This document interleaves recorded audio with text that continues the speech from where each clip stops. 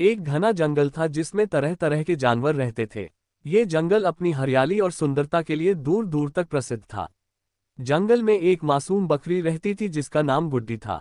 गुड्डी नन्ही और भोली भाली थी, उसकी आंखों में हमेशा चमक रहती थी और वह हमेशा खुशमिजाज रहती थी।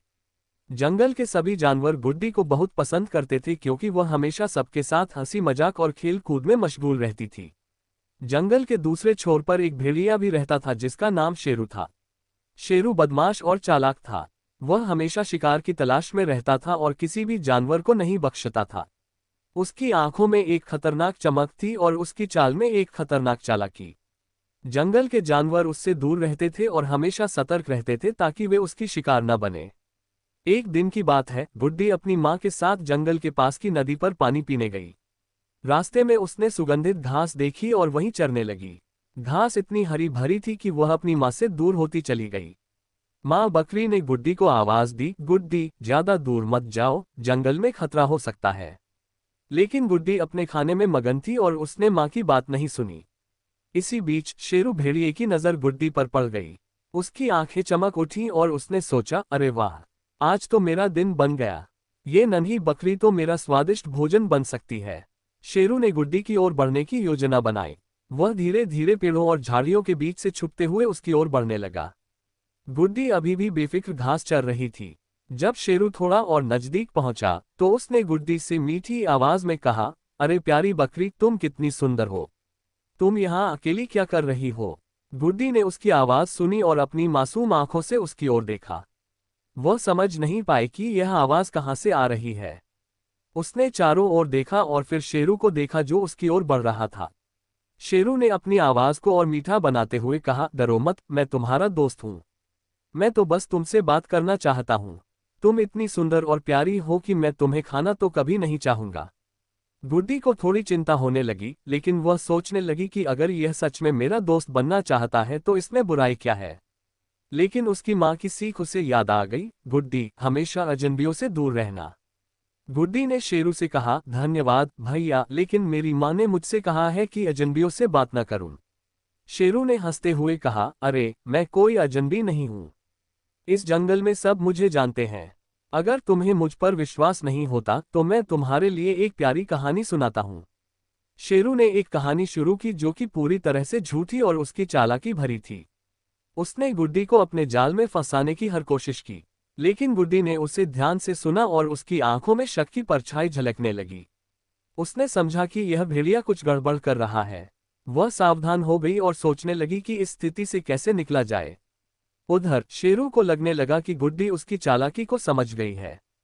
उसने अपने असली रंग दिखाने का फैसला किया। उसने एक भयानक गुर्राहट भरी आवाज में कहा, तुम्हें भागने की कोई जरूरत नहीं है, नन्ही बकरी। आज तुम मेरी शिकार बनोगी। गुड्डी घबरा गई, लेकिन उसने हिम्मत नहीं हारी। उसने अपनी छोटी छोटी टांगों से तेजी से भागना शुरू कर दिया। वह जानती थी कि भेड़िया उससे तेज दौड़ सकता है, लेकिन उसके पास एक योजना थी। वह भागते भागते जंगल के उस हिस्से की ओर बढ़ी जहां झाड़ियां और कांटेदार पौधे थे। शेरू भी उसके पीछे दौड़ पड़ा। वह सोच रहा था कि इस नन्ही बकरी को पकड़ना उसके लिए आसान होगा, लेकिन उसने देखा कि गुड्डी झाड़ियों के बीच घुस गई। शेरू भी उसके पीछे पीछे घुसा, लेकिन उसकी मोटी खाल में कांटे चुभने लगे। वह दर्द से कराह उठा, लेकिन उसने हार नहीं मानी। गुड्डी ने देखा कि शेरू थोड़ी मुश्किल में है तो उसने और तेज दौड़ना शुरू कर दिया। वह दौड़ते दौड़ते जंगल के एक बड़े पेड़ के पास पहुंच गई। पेड़ की जड़ें बाहर निकली हुई थीं और उनके नीचे एक छोटी सी गुफा थी। गुड्डी ने जल्दी से उस गुफा में छिपने का फैसला किया। शेरू ने भी देखा कि गुड्डी कहाँ गई है। वह पेड़ के पास पहुंचा और गुफा के अंदर झांकने लगा। अब तो तुम मेरे हाथ से नहीं बच सकती, नन्ही बकरी, शेरू ने गुस्से में कहा।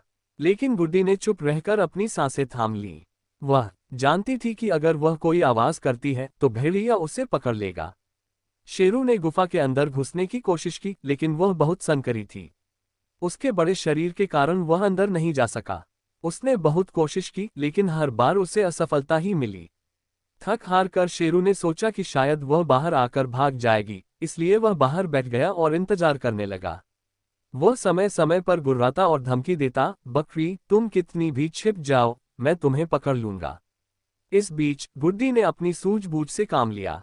उसने देखा कि गुफा के दूसरी तरफ एक छोटा सा रास्ता है जो जंगल के दूसरी तरफ निकलता है। उसने धीरे धीरे उस रास्ते से बाहर निकलने की योजना बनाई। गुड्डी धीरे धीरे और बहुत सावधानी से उस छोटे रास्ते से बाहर निकलने लगी। उसे पता था कि अगर शेरू ने उसकी आवाज सुन ली तो वह तुरंत वापस आ जाएगा। गुड्डी ने अपने कदम धीरे धीरे बढ़ाए और जंगल के दूसरी ओर सुरक्षित निकल आई। उधर शेरू अभी भी गुफा के सामने बैठा इंतजार कर रहा था। उसे यकीन था कि गुड्डी वहीं अंदर है, लेकिन जब उसने काफी देर इंतजार किया और कोई हलचल नहीं हुई तो उसे शक हुआ। उसने सोचा कि शायद वह गुफा के दूसरी ओर से भाग गई है। शेरू ने जल्दी से दूसरी तरफ जाने की कोशिश की, लेकिन तब तक गुड्डी बहुत दूर निकल चुकी थी। वह निराश होकर जंगल में वापस चला गया। गुड्डी ने जैसे ही खुद को सुरक्षित महसूस किया, वह तेजी से अपनी माँ के पास लौट आए। उसकी माँ बहुत परेशान थी और वह हर जगह उसे ढूंढ रही थी। जब गुड्डी वापस आए तो उसकी माँ ने उसे गले लगा लिया और कहा, मेरी प्यारी गुड्डी, तुम कहाँ चली गई थी? मैंने तुम्हें कितनी बार चेतावनी दी है कि जंगल में ज्यादा दूर मत जाया करो। गुड्डी ने अपनी माँ को सारी कहानी सुनाई कि कैसे उसने अपनी सूझबूझ से शेरू भेड़िए से बचकर अपनी जान बचाई। उसकी माँ ने उसकी बुद्धिमानी की तारीफ की, लेकिन उसे ये भी सिखाया कि कभी भी अपनी सुरक्षा को हल्के में नहीं लेना चाहिए। इस घटना के बाद गुड्डी और भी सतर्क और समझदार हो गई। उसने सीखा कि हमें कभी भी अजनबियों पर भरोसा नहीं करना चाहिए, चाहे वे कितने भी मीठे क्यों न हों। और शेरू ने भी सीखा कि चालाकी से हर बार सफलता नहीं मिलती। इस तरह मासूम बकरी गुड्डी और बदमाश भेड़िए शेरू की कहानी जंगल के बाकी जानवरों के लिए एक सीख बन गई कि चालाकी और धूर्तता से ज्यादा जरूरी है समझदारी और सूझबूझ।